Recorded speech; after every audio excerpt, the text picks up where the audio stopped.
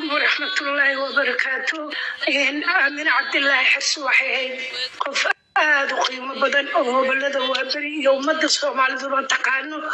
qof waxay ahayd hadalkay tiraahdaa murti yahay iyo cuslaayna soo maray oo mid ka mid ah noo tahay qaar ka mid ah sidaan maanta ugu tiirayoonay aan horteed ugu tiirayoonay baa jiray.